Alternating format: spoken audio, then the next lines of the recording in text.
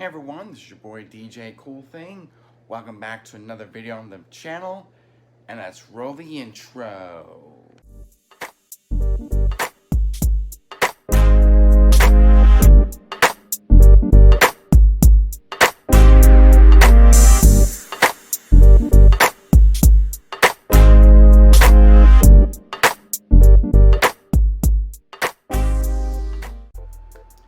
Okay, so let's get into the subject of today's video. Why a local music library is better than a streaming library. And let me fix you guys. And the first reason, it's always with you wherever you go. Because if you take a look at the news recently, Spotify is being removed from DJ Pro 2, and people who are subscribers of Spotify, but they are DJs, they have to move over to Tidal, which doesn't have the best music library, and they don't have the best selection of music. They don't have the best playlist or the best user base, people who are subscribed to that service. And same thing with SoundCloud. SoundCloud doesn't have the best sound quality when it comes to some of the user uploaded content, and it's just some of these don't really sound and look and not as popular as Spotify. Spotify was always the best one that DJs who were just started out with DJ app, with the DJ Pro app on the Mac or PC, or maybe the DJ app on the iPhone or iPad or Android or whatever device you decide to use. Spotify is being removed from third-party apps. And look what happened to Pulse Locker. It got removed as well. So you can't really rely on a streaming service for a long period of time. So that goes into number one, that is always with you wherever you go, and you always have it for a long period of time, no matter what happens to a streaming service. You always can rely on your local library from your DJ record pools. Even if the DJ record pool decides to go haywire and be removed, you can always keep those tracks that you downloaded from that record pool. You can move on to a better record pool and add on to that music library that you've been, keeping available for many, many years. See, I've been using this local music library for a very long time, for about a couple of years now.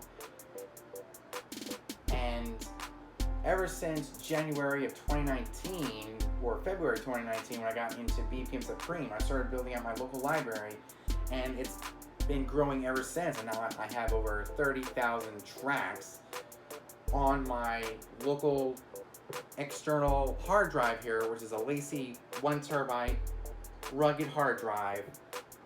And it was so easy to transfer from one hard drive to another.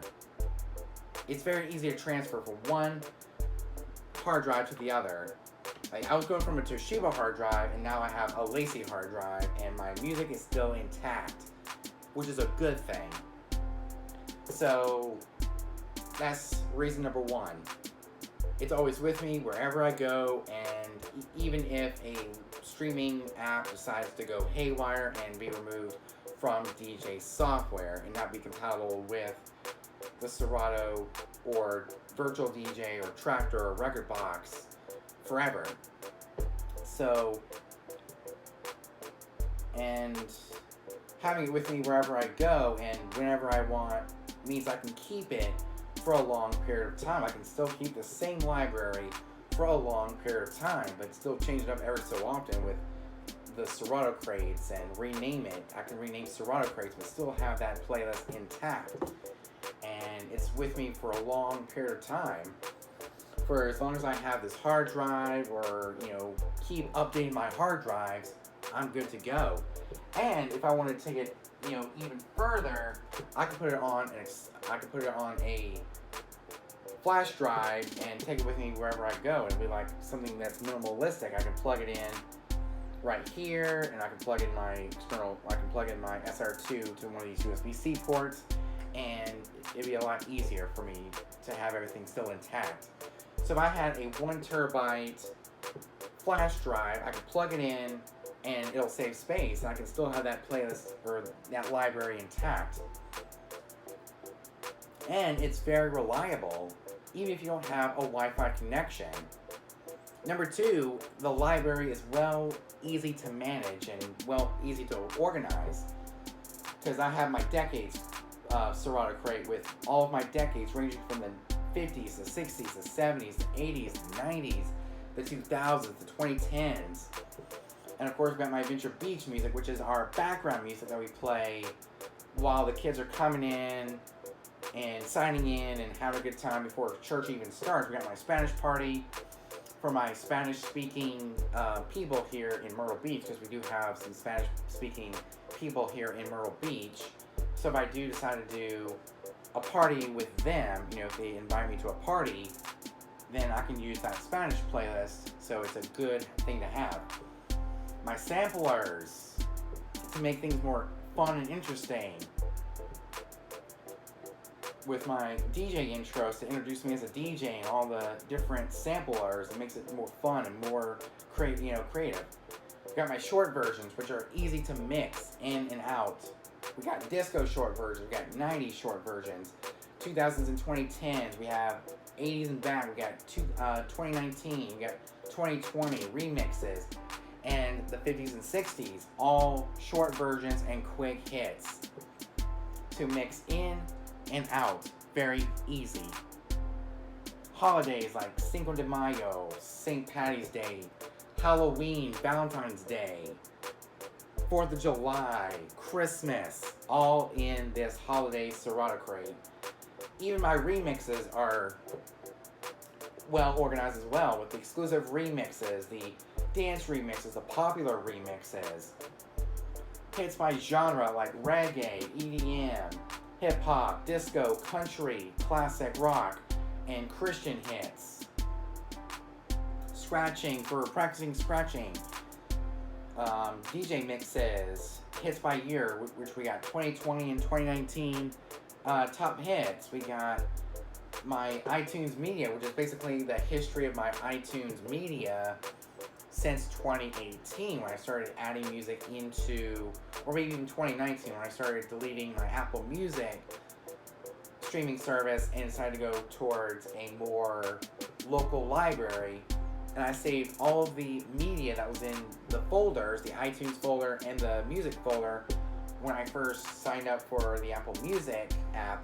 When I upgraded macOS Catalina, it was always there. I put it all into one big Serato crate known as iTunes Media. These are music, this is music from CD, from the iTunes Store, from BPM Supreme, all I've added throughout the years to the Apple Music app, or the iTunes app, as it was called. My kid-friendly music, where we have the kids' dance party, we have hip-hop and R&B that are kid-friendly. We got family party. We got recorded, which is recordings I recorded with the record function on the Serato DJ Pro. We got the DJ mixes in high definition. We got the slow dances, father and daughter. We got a wedding Serato crate where we have it easily organized with group, we got ceremony music. We got going through the decades, where we got 50s, 60s, 70s, 80s, 90s, 2000s, 2010s. We got group dances. So having a local music means I can easily organize my own library. Crossfader music pack. And my dance music. Oh yeah. The dance music is like a lot of electronic dance music and dance pop and electronic. Yeah, we got electronic, dance, dubstep, house, stuff like that you would dance to. So it's basically high energy, pumped up music to get people pumped up, jumping, and have a good time. Reason number 4 or 5. Yeah, this is number 3 of 5. Number 3 is it's a better connection to the music, which means it's more personal. You have a better connection with that music rather than a streaming music, because for streaming music, you don't really get time to enjoy the music before it gets deleted because of the lack of streaming rights. It goes back to reason number 1, where we talked about streaming rights and having your music easily accessible wherever you are, no matter where you are, and if you have a Wi-Fi connection or not. And some places don't have as good of a Wi-Fi connection as most places, like houses and big churches that have a very strong Wi-Fi signal. Like my church, Beach Church, has some very strong Wi-Fi signal, and that's one of the places where I can rely 100% or 95%, 90 to 95% of the time on streaming music. But I decided to use my local library much better and much more. So because the lack of streaming rights means that music is not going to be available forever. And you always have that music with you for a long period of time. Oh, yeah. And number 4 is that it's very easy to analyze. It takes a very shorter time to analyze your local library rather than analyzing your streaming library, which when you analyze your streaming library, it takes it from the internet and downloads the cache of each of those songs. But here's the problem. It's not always permanent. So when you turn on your streaming on Serato, but with other places like Virtual DJ, DJ Pro 2, Tractor, Record Box, they are all permanent unless they get rid of it in an update. So not even with Virtual DJ or Tractor or Record Box or DJ Pro 2 can you rely on streaming music, because with DJ Pro 2 this summer they're removing Spotify and you have to switch over to another streaming service. So streaming services aren't always forever. It's just a temporary solution until another app comes out and gets replaced in that version of your software that you're using. Because as of right now, Serato has 2 streaming services, Tidal and SoundCloud, which means if you're a Serato user, it's going to be really hard to choose what your streaming service is going to be. So that's another reason why I decided to choose my local library over streaming, is that it's just easier to choose, and I don't have to worry about choosing a streaming service that I'll be using for short periods of time, and it kind of sucks you dry because it's a monthly payment. Even if you're on a budget, you can still buy your music one time, and you can enjoy that music whenever you want, wherever you want. You don't have to worry about paying monthly. But with a record pull, you do, to get access to clean versions of songs, dirty versions of songs, remixed versions of songs, you name it. So record pulls are always 100% reliable because you can use that as your download source. And what's really great about having a record pull is that it comes with its own mobile app where I can, add songs into my BPM Supreme crate, download the songs once I get home, put it into Serato, and I'm good to go. And as of right now, if you have your music within Serato, it takes a split second to load your entire music library. That's what's really cool about your local music, is it takes a shorter time to load up when you first start up your DJ software, and you're ready to go in a split second. From the time you open up your DJ software to the time you close it out and the time you do your sound check, you're all good to go. So for me, my own local music is better than streaming for those reasons alone. And it just goes back to all the news stories about Spotify being removed from third-party software and not being able to stream from Spotify anymore. If you with the local library, you can have that same music for a long period of time as long as you have that file archived on external drive or your internal drive or your cloud storage, and have easy to download it every time you want to save it to a new hard drive or you get a new computer. You can easily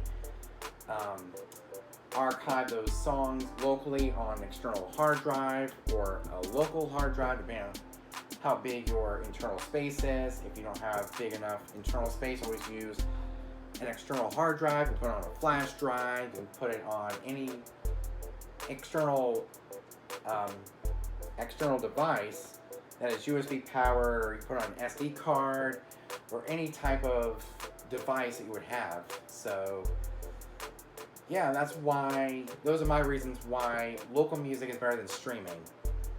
And join me for the next video where I talk about streaming versus where streaming can be better than local music. Hope everyone enjoyed that video. Make sure you subscribe, hit the notification bell so you get notified every time I upload a brand new video. Till next time, DJ Cool Thing out.